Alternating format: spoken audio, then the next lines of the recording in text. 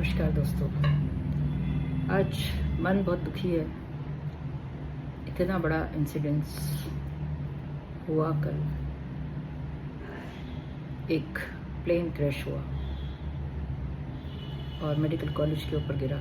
Plane में जितने भी लोग थे, एक व्यक्ति को छोड़कर सभी उस प्लेन के धमाके में चले गए।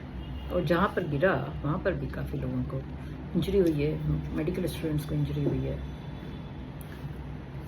और कुछ स्टूडेंट्स की और बाकी लोगों की भी, जहाँ पर प्लेन गिरा था, लोगों की डेथ हुई है। तो उन सभी के प्रति श्रद्धांजलि और प्रभु उन सबको हिम्मत दे, उनके परिवारजनों को ये अपार दुख को सहने का। कुछ न्यूज़ आई कि जैसे ही वो प्लेन उड़ा था, एक पायलट ने एक मे डे वर्ड बोला था। तो मे डे क्या होता है? मे डे का मतलब होता है, बहुत इमरजेंसी में यूज़ किया जाता है मे डे, MAYDAY, मे डे वर्ड को यूज़ किया जाता है बहुत इमरजेंसी में, स्पेशली इन एविएशन इंडस्ट्री में, जिसका मतलब होता है इमरजेंसी। और ये वर्ड एक फ्रेंच वर्ड एम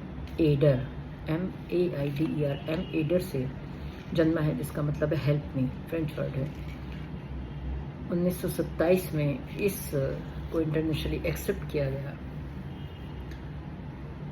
जनरली जब इस तरह की कोई इमरजेंसी होती है तो 3 बार ये वर्ड जो है बोला जाता है, मे डे मे डे मे डे। परंतु इस सिचुएशन में शायद पूरी जानकारी नहीं है, परंतु पायलट को सिर्फ एक ही बार मे डे बोलने का मौका मिला और प्लेन क्रैश हो गया। वो रिस्पॉन्स भी नहीं कर पाया। तो ये इस तरह की सिचुएशंस बहुत गंभीर हैं और लाइफ का कुछ भी नहीं पता कब क्या हो जाता है। कुछ लोग जो हंसी खुशी, चाहे वो अपनी वेकेशन पर गए थे, चाहे वो अपने परिजनों से मिलने गए थे या काम के लिए गए थे, 40 सेकंड के अंदर सब कुछ ख़त्म हो गया। और जो स्टूडेंट्स मेस में खाना खाने आए थे, मेडिकल कॉलेज के स्टूडेंट्स, यूजी के स्टूडेंट, जिनकी अभी लाइफ सिर्फ लोगों की सेवा करने का लाइफ एक शुरू हुआ था, वहाँ पर वो प्लेन गिरा तो उधर के लोगों को काफ़ी हताहत हुआ। जो आसपास के अपार्टमेंट थे वहाँ पर काफ़ी हताहत हुआ। काफ़ी लोगों की जान इस वजह से चली गई। सो मेरा सिर्फ मकसद और संदेश आज यही है, स्पेशली मेरे HIV पॉजिटिव पेशेंट्स को, जो बहुत ही डिसहार्टन होकर हमारे पास आते हैं, जिनको लगता है कि उनकी ज़िंदगी ख़राब हो गई है, उनकी ज़िंदगी बर्बाद हो गई है और अब वो जीना नहीं चाहते।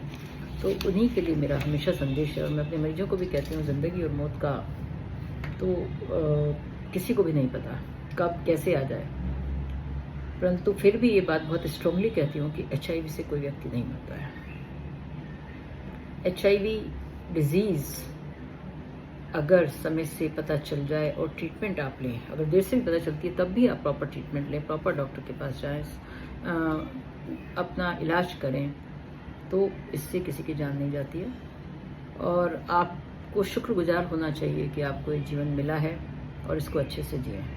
तो जो लोग HIV की वजह से सुसाइड करने की सोचते हैं, घर छोड़कर चले जाते हैं या किसी नशे में पड़ जाते हैं, उन लोगों के लिए इससे बड़ा एग्जाम्पल और जो ये प्लेन क्रैश का है और कुछ नहीं हो सकता। मैं शायद इस चीज़ को इससे जोड़ रही हूँ, परंतु मुझे मालूम है कि किस तरह के मरीज हमारे पास आते हैं और कितना जो है वो दुखद अनुभव महसूस करते हैं HIV स्टेटस को लेकर। तो आप सभी से गुजारिश है कि ज़िंदगी जितनी भी मिली है उसको खुश होकर जिए। और HIV कोई लाइलाज बीमारी नहीं है, क्रोनिक मैनेजेबल डिजीज़ है। इसका इलाज संभव है अगर आप समय से दवाई लें और ठीक तरह से दवाई लें, तो आप नॉर्मल ज़िंदगी जी सकते हैं। अभी एक पेशेंट का कमेंट भी पड़ा हुआ है कि HIV में क्या मुझे डिसेबल सर्टिफिकेट मिल जाएगा? क्यों आपको अपने नाम पर, क्यों आपको अपने नाम पर डिसेबल लगाना है? HIV is not a disability. HIV को से कि आप ट्रीटमेंट के बाद पूरी तरह से नॉर्मल लाइफ जी सकते हैं, एक्सेप्ट अगर कुछ लोगों को बहुत ज़्यादा कोई क्रोनिक दूसरी कंडीशन हो गई है तो आप अपना इलाज कराइए, समय से दवाई खाइए और इसको पूरी ज़िंदगी को जिए। धन्यवाद दोस्तों, आज इससे ज़्यादा कुछ नहीं। और इसी के साथ फिर से भावपूर्ण श्रद्धांजलि सभी मृतक जनों को और उनके परिवार वालों को भगवान हिम्मत दे इस दुख को सहने की। धन्यवाद।